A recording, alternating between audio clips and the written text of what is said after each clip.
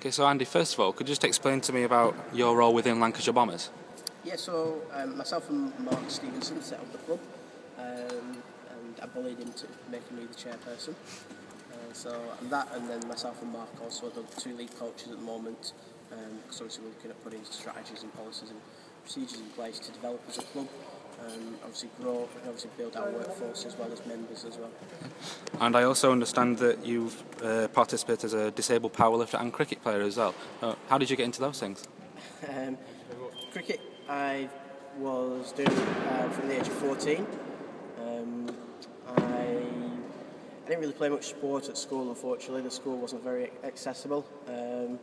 Maybe didn't understand my disability at the time. So I got into cricket, played from the age of 14, started in a club setup and worked my way through to captain in Lancashire, and then playing with the national squad as well with England. So that was that one. And then the powerlifting, basically obviously with the Paralympics that's just happened 2 years before, there was a big push to try and get athletes to come and take part in different sports that maybe I haven't tried. I tried a few sports, I was okay at a few, got through to quite good stages with them, but I like a little bit of adrenaline, if I'm being honest. I'm a bit of a junkie, so I always trained in the gym because I found the more I trained, the easier it was pushing my chair. I live in the east side of Lancashire, so there's a lot of hills over there that you need to push up. And obviously just applied to go to a talent ID day with the NGB. Fortunate enough to be selected. I was on the team for a couple of years, and now I'm kind of on the coaching side of it. In disability sport classifications is a very massive grey area, and at the moment I'm falling in that grey area, so I'm obviously challenging that, and hopefully if I can get that decision overturned, I'll hopefully go back on as an athlete. But I'm still training because obviously I want to go to Rio, if I'm being honest.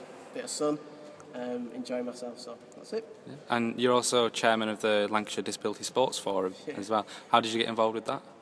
So basically, April this year, I went part-time work because unfortunately there weren't funding to fund me full-time. As part of my personal development and with living in Lancashire since I was born, and probably being a little bit selfish as far as not having opportunity when I was a little one, I've kind of wanted to make a difference, and obviously being the chairman of the Disability Sports Forum, it allows me to be able to implement that. So hopefully the youngsters and even the adults that are out and about now, hopefully will have the opportunities that I maybe missed out on until later on.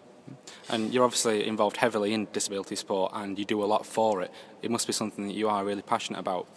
Yeah, as I said, the main aim for me is I'm not criticising the school. I think at the time they did the best with the resources that they had, but obviously looking back on it, there was a lot of opportunities that I missed out on. And the other thing as well, I've worked with people with disabilities that are a lot more profound than myself. I count myself lucky I'm as able as what I am.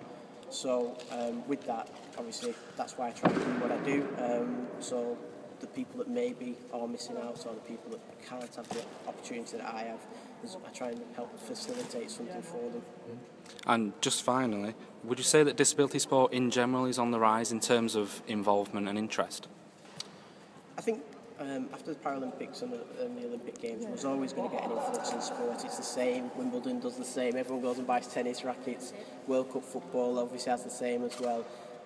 So there is going to naturally be an influx. The key for me and how we strategically keep that, because obviously after a year it'll die off, people will kind of maybe go back, but it's how we can keep it in people's faces, keep it known, and at the moment I'm boringly writing a bit of a strategy for Lancashire to hopefully try and keep it in people's faces a little bit. Unfortunately there's not much funding around with it, so it is a lot of goodwill from people and a lot of support from people around, so hopefully, fingers crossed, we can keep it on the rise or even maintain what's happened now, really, because there is a big buzz about it.